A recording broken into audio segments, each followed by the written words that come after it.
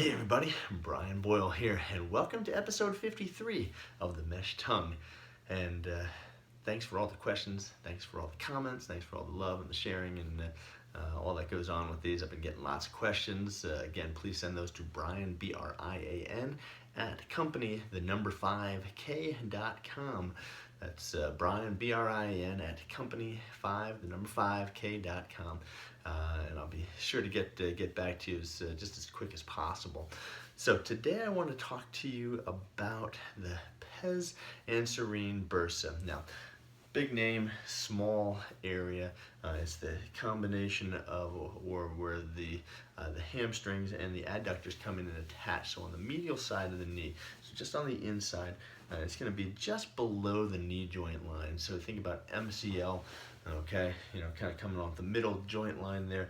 That Pes Anserine is going to come down and attach just below that. There's a bursa underneath there. Now, what is a bursa? A bursa is designed to be a buffer between the muscle tendon and the bone. So it's a fluid-filled sac that itself, when it gets pinched or gets irritated, can, again, what's supposed to help prevent pain or irritation can get irritated itself. Now, the Pes Anserine it's more self-limiting. It's not generally something that may be a long-term thing, 6 to 8 weeks typically, and it's healed. But again, it can be more of a nuisance in that self-limiting type of pain. So it's the inside of the knee. Quite oftentimes these inside of the knee pains are caused by either instability at the knee, maybe a little bit of arthritis, maybe some weakness between the quadricep, muscle imbalance between the quadriceps and the hamstring. Sometimes we'll have some of our older runners that may be, or even folks that may have a little bit of a laxity, their knee kind of collapses in. Again, you might get a little bit of an irritation here.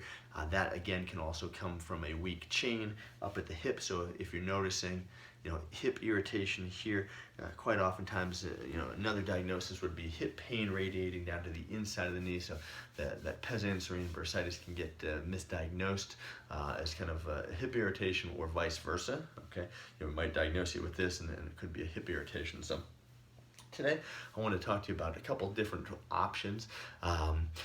Again, so, I don't prescribe meds, so, you would have to take those on your own. It is an irritation, it's an inflammation, so, you'd be best advised to consult with somebody that would best be able to tell you about that and know your particular, your particular reaction and or tolerance to any sort of meds. So that's beyond the scope of this, but what I can show you is some taping techniques, some other things that I would do with this. Now, we may have to change your stride, your running stride. Again, if you're kind of vaulting up and down, you may get a little bit of that knee flexion. Too much knee flexion where you're kind of going up and down, could again affect this Pes Anserine bursa. But real quick and easy way to kind of tape. Okay, so we've got our KT tape again. Again, not endorsing any brand, just more or less this is what I happen to have. I'm going to cut down a couple of pieces here, and we're going to make a couple small pieces. These two pieces are going to go right over the area, and then I can use a larger piece to kind of provide a little bit of stability on the inside or medial portion of the knee. So I've just got two small pieces here. Again, what we'll do is we'll kind of take the tape off, or the backing off the tape. We're going to go just over that medium point there, and apply just a little bit of stretch on there. Now, again, this is not an exact science. We don't even know, the research out there doesn't really support a lot of this, so most of this is anecdotal. So if it makes you feel better, by all means, use it. If it makes you feel worse, guess what? Don't use it. Okay, real simple. I get paid the big bucks to tell you these sorts of things, but that again is my job. Okay, so we're gonna put another piece kind of here. All right. And again, it's just going to kind of crisscross. Okay, so you're going to make this X pattern there. And I can take a longer piece. Again, the goal with this is that the thought process that it lifts the skin, may allow for some fluid exchange. If it takes some of that pressure off the bursa, again, that can go a long way to seeing, again, if it takes the pain away. And then this one I'm going to cut down again. I don't like the real long strips, so these pre-cut strips, I don't advise you get the pre-cut strips. This is just what we had ordered, so you know, you live and learn. But anyway, so what we're going to do is now we're going to take a you know, again, you don't stretch the end. You're going to bring that up, and I'm going to bring this across.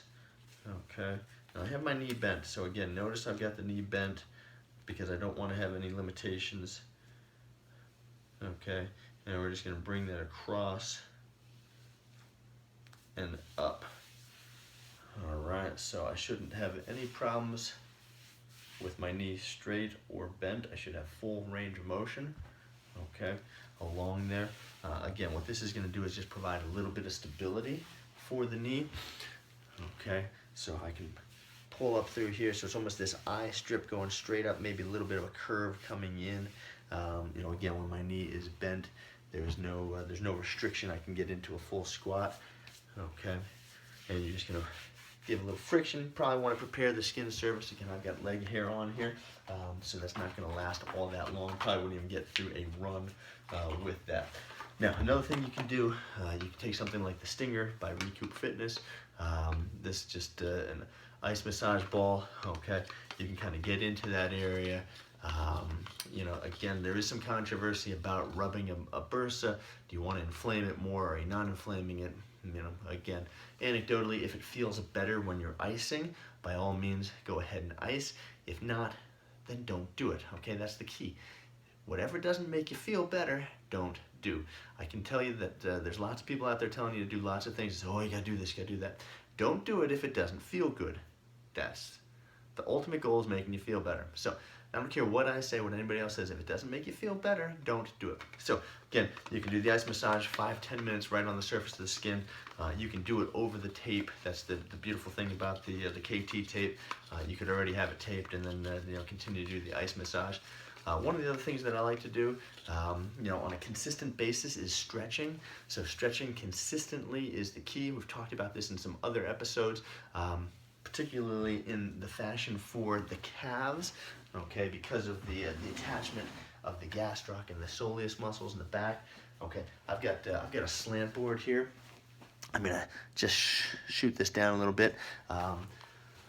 This is a custom-made board. Okay, they come in different sizes, different things. So you can order something like this online. They're not cheap, but they are very effective. So what you're gonna do is you're gonna stand on this thing. Okay, we're gonna stand here for, you know, the average is trying to stand here for about 2 minutes. Okay, you should be able to stand here 2 minutes.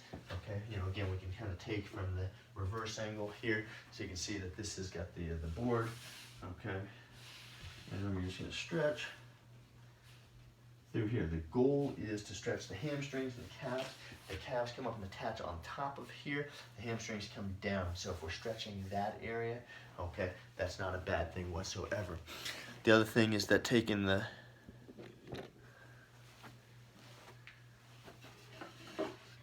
leg up against the wall. Okay, so for sakes here, I'm going to just show you my right leg. Okay, this would be the left leg that I'd want to stretch. Okay, so stretching the hamstring out. Again, that should alleviate where the hamstring comes down and across over the bursa. Okay, so you want to hold that 30 seconds to a minute. You're going to do a couple of these, and again, the key with this is all consistently and done daily. If you're not doing it daily, don't bother doing it. Don't worry about doing it today and then on 4th of July and then at Thanksgiving or Christmas time, next time you have off. Don't do it. You got to do this consistently. Okay, so you're doing your hamstrings. All right. Anything else that you do,